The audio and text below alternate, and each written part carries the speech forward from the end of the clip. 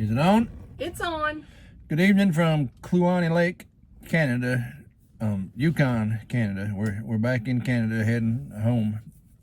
This video is going to cover 2 days because, just to be honest, I didn't feel good yesterday.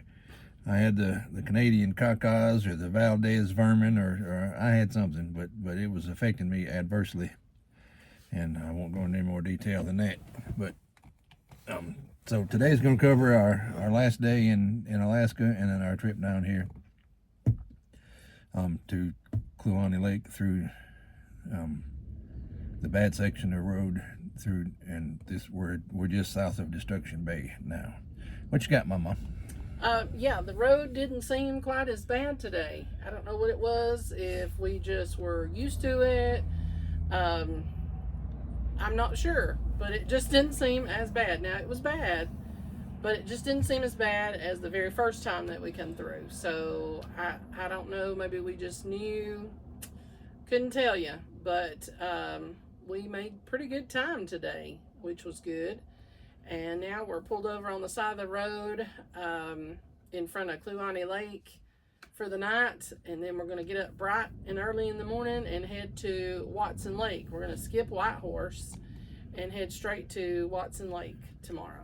It's going to be a longer drive than what we usually do, but it'll eliminate a day in Canada that we have to spend, so we'll cross over a day earlier. The plan now is to cross over the way the plan sets now. We're going to cross over the 25th. If we can eliminate a day tomorrow, then we'll cross over the 24th. Let me turn that on. There you go. There you go. Maybe. I don't know. No, that'll work fine. I think that for the road, it's the way your mind works. I don't know, but it seems, it seems a lot better than it did on the way up there. But going north, we didn't know what to expect. We didn't know how long the bad sections would last. We didn't know what we were getting into. And coming back, I've been dreading this drive for a week. And coming back, it just, the bad sections didn't seem as long, and the drive didn't seem as long. Mama drove. We unhooked when we got through the border, and Mama drove the rest of the way just in case there was a bad section. So kudos to Mama for driving. And we're finna hook up here in the morning, and hopefully she won't have to drive anymore until we get at least back in the States and in the Rockies when we're going up and down mountains. Today is our official first day of actual boondocking. We don't have any hookups. We didn't have any hookups in the Bighorns, but it was in a campground. So it was in a campground with no hookups. Right here we're just in essentially it's not really a rest area. There's no bathrooms. It's just a pull off on the side of the road. So we'll see. We may never do this again, or this may be the way to go. There are some people on YouTube that do it all the time. They just pull over when they get tired and have at it. But me and Mama like our creature comforts too much. Yes, our internet and a hot shower in the morning. So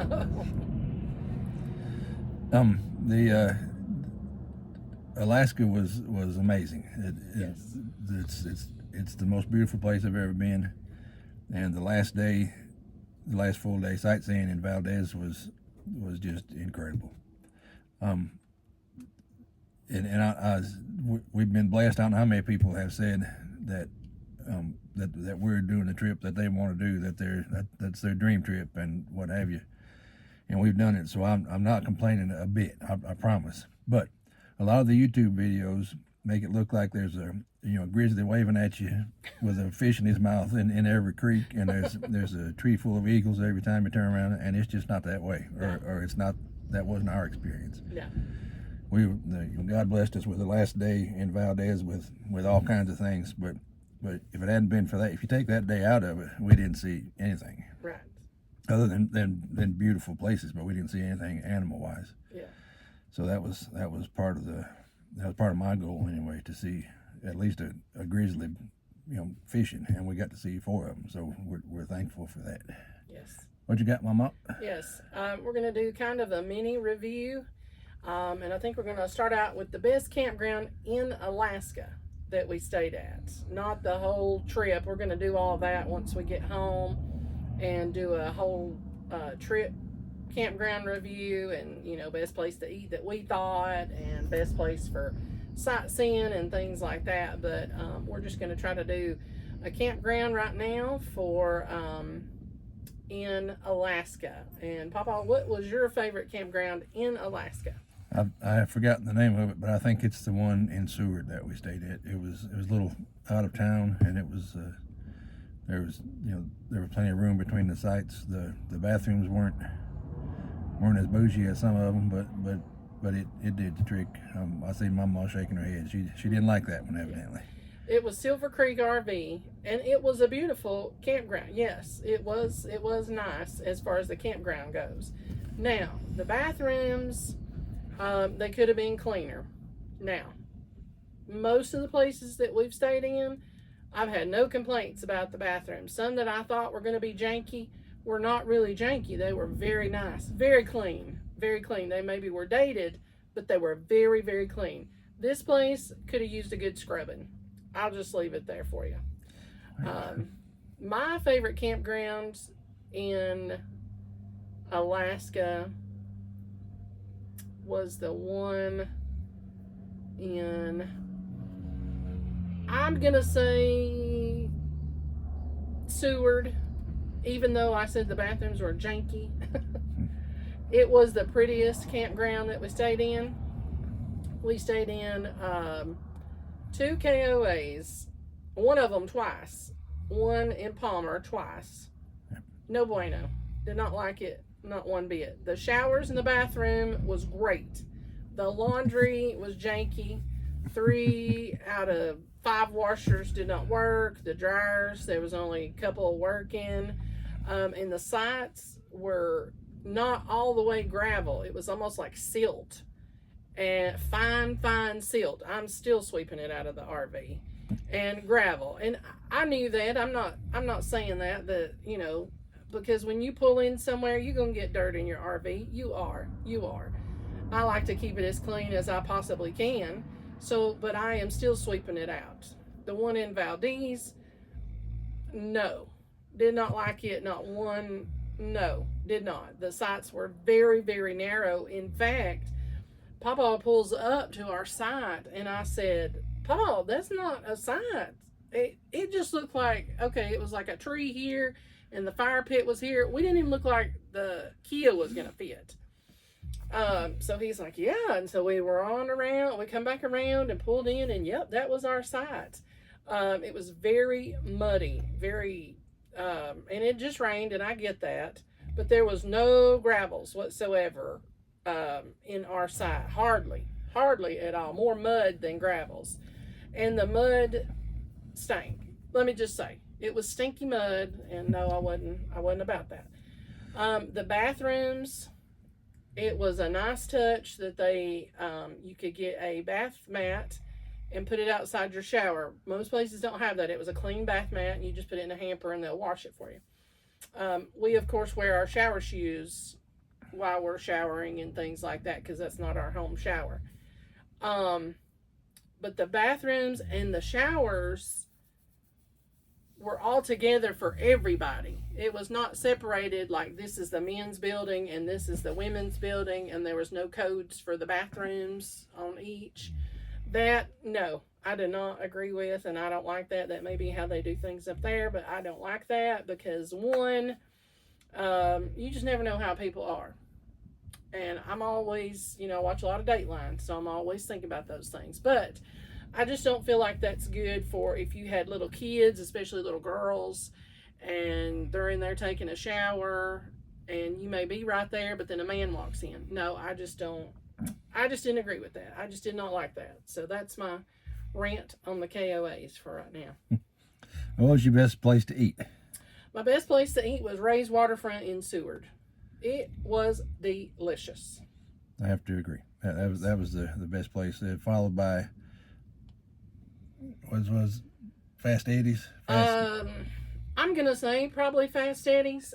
We ate at in Valdez at the Fat Mermaid that everybody raves about, and it was not really anything to write home about.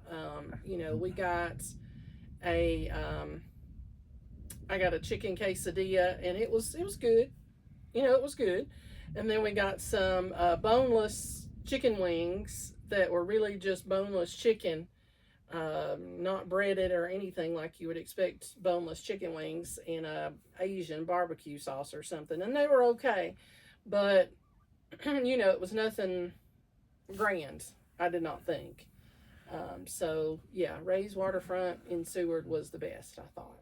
And part of the problem is that they're little towns, and there's not a lot to choose from. Right. It's not like, you know, if you go to Gulf Shores, there's 400 restaurants. Yeah. So and they're all competing against each other. Right. In these little towns, there's maybe 2 or 3 restaurants, and they have a captive audience. You're 300 miles from any place else, so you either eat there or you don't. So right. So they don't try as hard as they should probably.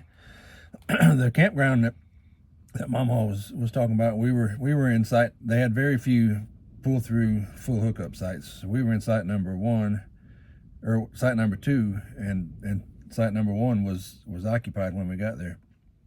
Part of the problem was because it's muddy. Part 2, or the guy in site 1 was over half on our territory, so so he could get his slide out and get out and not be in the mud. You know, which is his fault, but you know, what are you gonna do? He was already set up, and so we just squeezed in where we needed to go. Yeah. My mom asked me a little while ago what my pet peeve was about RVing, and I have, well, I have 2, but they all go together. It's inconsiderate fellow campers. Yeah. This dude that was, he knew he was over on our site when he pulled in there. Yep. And when we were staying in Seward, you know, on the slide, typically on the side that your slide comes out, that's your area. You got your picnic table there and fire pit and all that stuff. And then the next guy next to you, his stuff is on the opposite side, so you don't run into each other.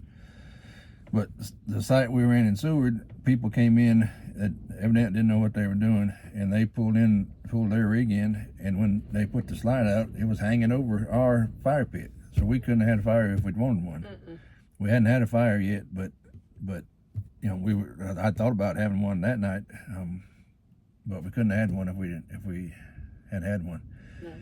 And going along with the inconsiderate campers is that there are a bunch of, in every campground we've been in, there have been some dogs that people just let them run loose. Oh, yes. And that's inconsiderate, and it's just, you know, being a well, I can't say it, Emma and Faye may be watching, but they're just not.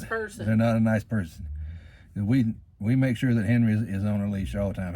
He would enjoy running around too, but we don't allow that because he could run up on somebody. He could run up on somebody else's dog. Yeah. But you know, in every campground we're in, they emphasize when you check in, you know, your dog's got to be on a leash and yada yada yada, but they don't enforce it. I understand that they're not getting paid very much, and they're not the police, and they're not, but they are that's the job that they've taken on as a camp host or as a worker there, and you ought to enforce it. If you're going to have a rule, and enforce the darn rule. I agree. Today there was an instance. We were about to hook up the Kia. We was at the Toke RV villages and cabins, and the people across from us had 2 little dogs, like poodles or whatever, and or maybe their neighbors did, and the one had 1 poodle. But anyway, Papa and Henry were coming up, and of course Henry's on his leash, and the lady reached down and grabbed up her poodle. And I thought, you know what, if your poodle was on a leash, you wouldn't be so scared of my dog. First of all, my dog is not going to attack your dog. I mean, he's just not. Henry's 8. He's just a little old man. He's not trying to do that. In fact, he tries to shy away from other dogs. He really don't prefer any other dogs. So, and then she watched Papa, because I was in the car we was getting ready to load up. I watched her watch Papa and Henry get in the camper, and then she let her dog down. I thought, well, if you'd have had it on a leash, you wouldn't have had to done any of that. So it's inconsiderate, and along those same lines, let me tell you, We thought in our mind that the camping, oh, it was going to be a camaraderie. People are going to be like, hey, how are you? You know, oh, where are you going? Oh, we're going to Alaska. We're doing this, and that. No. Let me tell you, no. Unless you probably are going with a group that you know of or on a tour and you get to kind of know people, these people are about downright rude. And it may be just because I'm from the South. Because I'm always, you know, trying to smile at people, you know, and speaking, because that's how I've been taught. My mama taught me how to do that.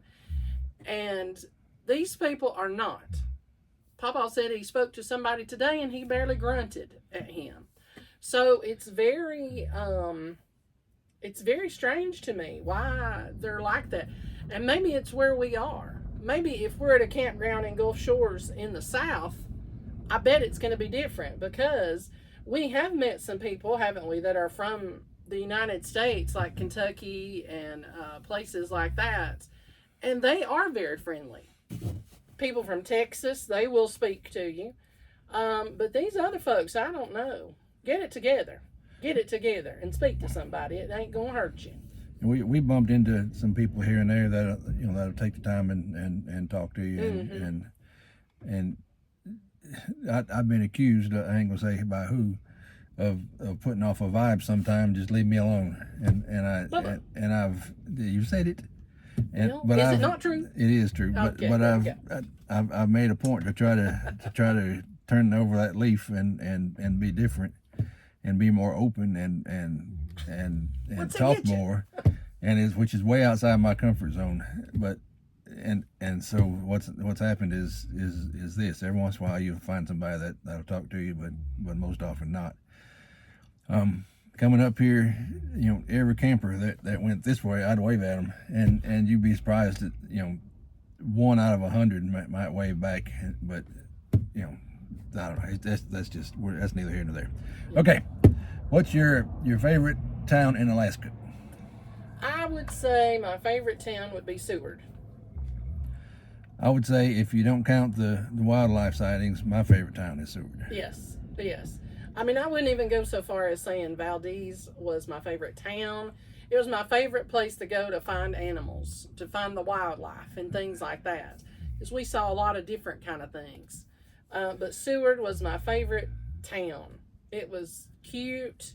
It looked well maintained. They had different options for food and things like that. And it was just so pretty driving in there. You're driving past the Russian River, past the Kenai River, the Kluane Lake, where it looked like the Caribbean.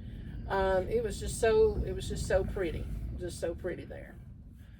And like I said earlier, I'm not complaining, but if it hadn't been for that day, you know, my image of Alaska was what I had in my head was different than the reality. Wildlife wise, you know, yeah. The beauty, you know, it's so pretty you can't explain it, and the pictures they don't convey, you know, standing there looking at it. So we saw things that we'll never see again, and never see that are that pretty. But I expected more wildlife, and I thank God that He blessed us with that one day, or I'd have been disappointed. I ain't gonna lie, I'd have been disappointed with the whole trip. But I'm not now, and I'm glad we've done it, and we're probably 4 or 5 nights away from getting back in the States, and I'm not going to complain about the Canadians. My mom doesn't want me to cheese off the Canadians while we're in Canada. No. But once we get back in the States, I've got some thoughts that I'll share then. Yeah. Tomorrow we're gonna stay at Whitehorse, but we're gonna try to get an early start and bypass Whitehorse and go on to Watson Lake. It's almost 400 miles, which is a little more than what we usually drive, but it'll eliminate a day on the trip. So we're gonna try to do that, and then we'll probably 3 or 4 more nights after that, and then we'll be back in the States. Yes. Got anything else, Mama? Yes, I have a couple things. One thing is, if you just maybe started watching us, and maybe we didn't explain it at the very beginning of our RVing journey, we had a travel trailer, and it was just too small. and it just wasn't feasible. So we traded it in. We got a Class C. And I couldn't back it up. She ain't saying that part, No, but I I couldn't wasn't back saying it that. up. Papa wasn't gonna say that. I couldn't have backed it up either.